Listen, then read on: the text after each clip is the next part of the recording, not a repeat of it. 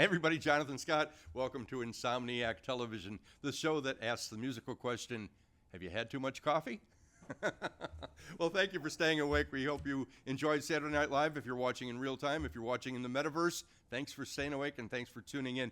Language has always been something that's very, very important to me. Even as a kid, I always liked language. And in school, I majored in English because I wanted to figure out how to communicate. And somebody asked me last week, what were the words that you used when you were younger they were just popular terms, like right on, far out, cool, groovy. Those were all words that we used every day. And in fact, some people would overuse it. And everything you would say, they'd say, oh yeah, right on. Oh yeah, right on. Now there's terms like tight, slay, fierce, vibe, and riz. What I want to talk about is the birth of cool. Dean Martin was known as the king of cool. Frank Sinatra had cool, and of course, my favorite was Sammy Davis Jr. You're going to talk about cool. You're going to talk about Sammy Davis Jr. We've had decades of cool, and still today we use that term, bringing us to introducing you to our guest star. To me, is one of the coolest cats in Las Vegas. Say hello to my friend, Clint Holmes. Wow, that was a great intro. Yeah. Yeah. Now wait, though. Cool. Okay, the king of cool. I understand why you would say Sammy. King of cool was Miles Davis. You know, I had that in. I said the birth of cool. I just didn't read it. Miles Davis, the album, The Birth of Cool. Can we swear on this show? No. No. Okay. I just wanted to make that clear. Years ago, I was doing a story for Entertainment Tonight, right. And I was interviewing people as they came off an award show.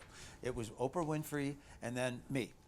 Entertainment Tonight, and then on and on. So I see Miles Davis standing over there, and I'm thinking, man, I would love to speak to Miles Davis. And I said to my producer, I said, why is Miles here? We looked down the list. He wasn't winning an award. So I said, go ask him if he would talk to me. And so, you know, Miles is famously Miles. Yeah, right? So comes back. He says, yeah, Miles says he'll come over. So Miles comes over, and I go, hey, Miles, listen, I'm a big fan. I'm just wondering, why are you here at the awards tonight? And he says, you don't know why the F I'm here, why the F you want to talk to me, and walks away.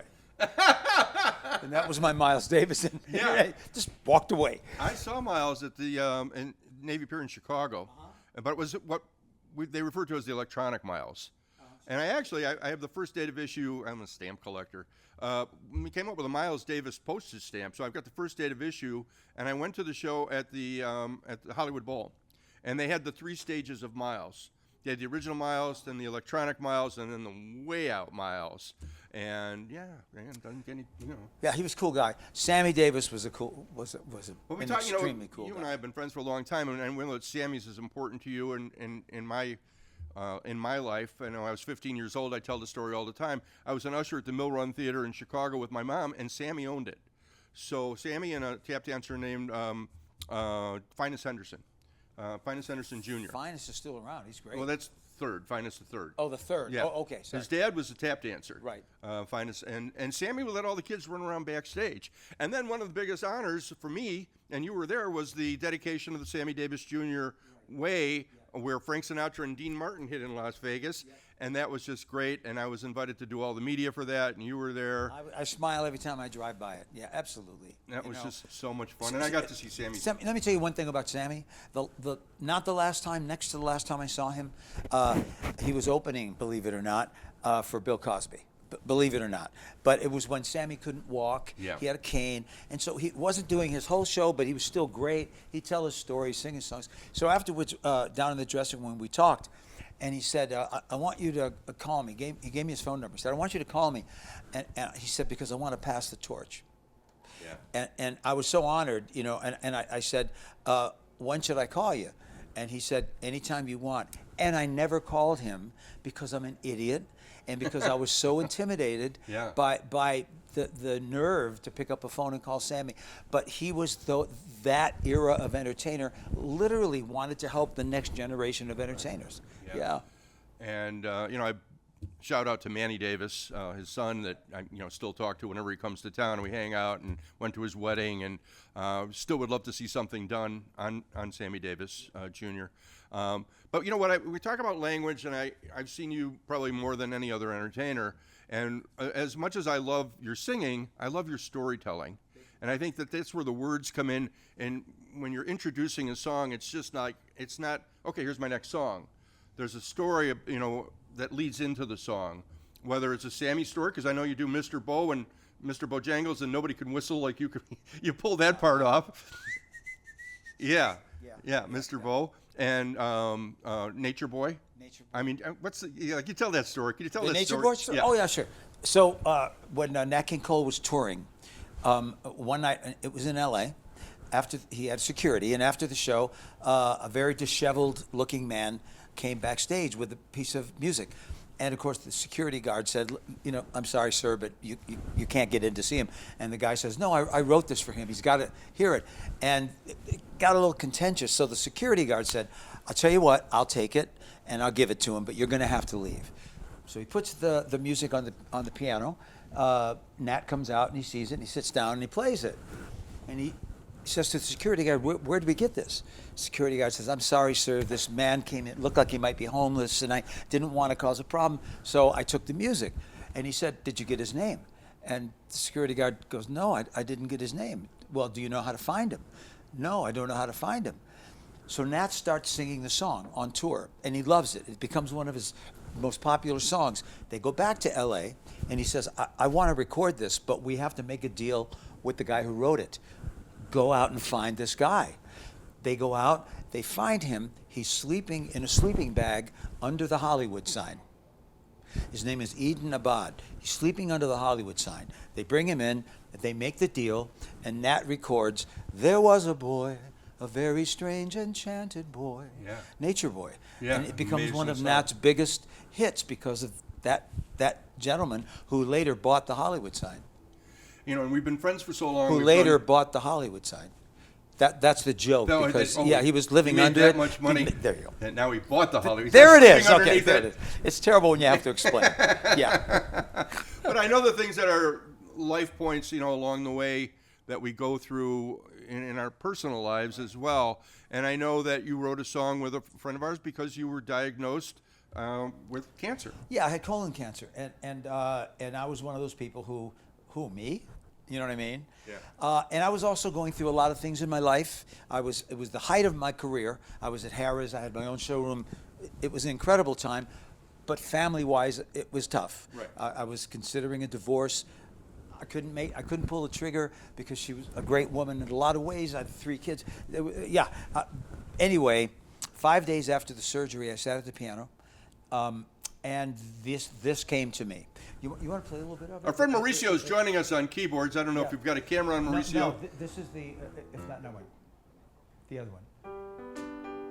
So sitting there,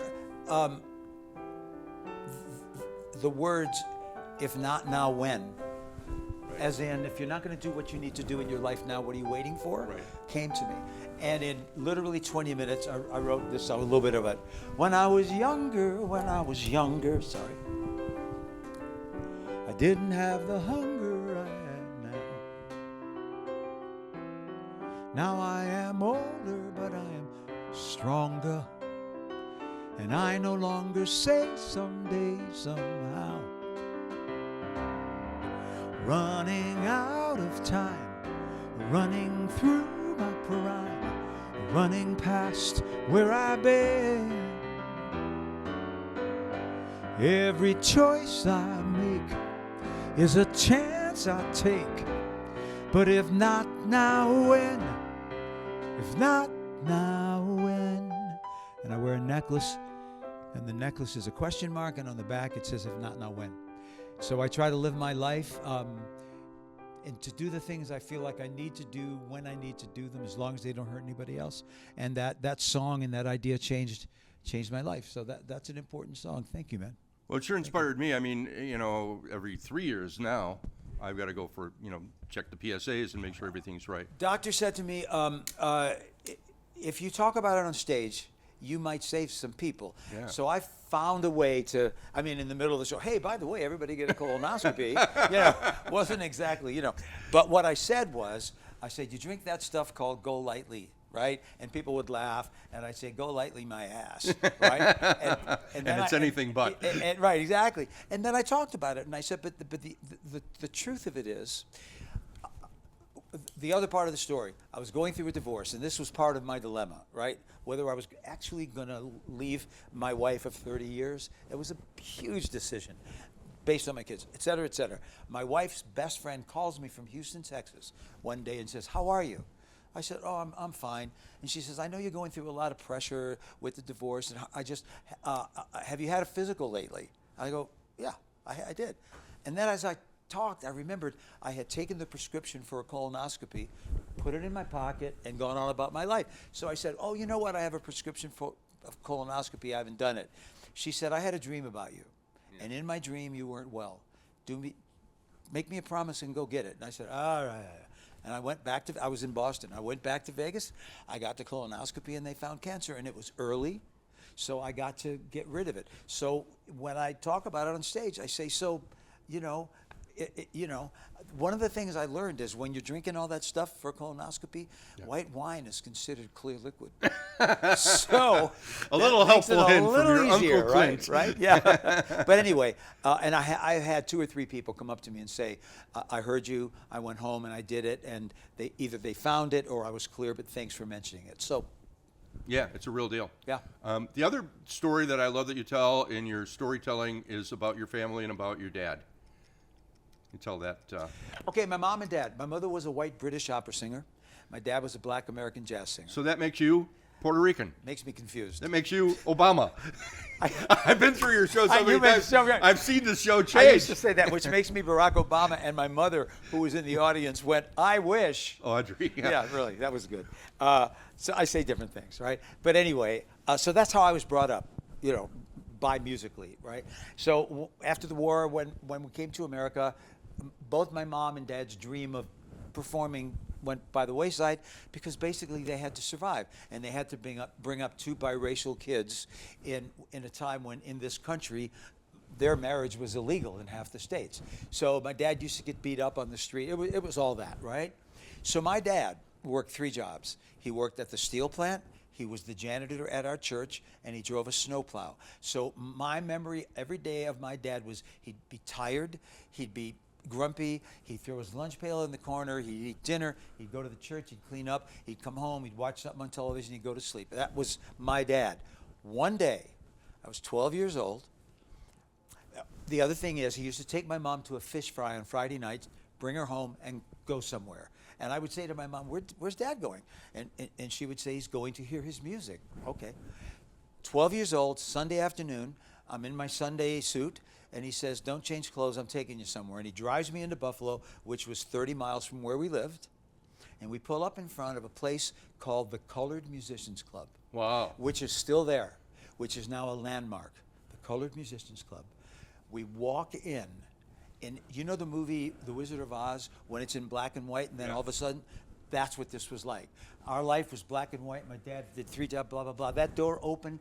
There was a trio up there playing jazz. The waitresses all knew my dad. "Hey, Eddie. Hey, cool. Give me some skin."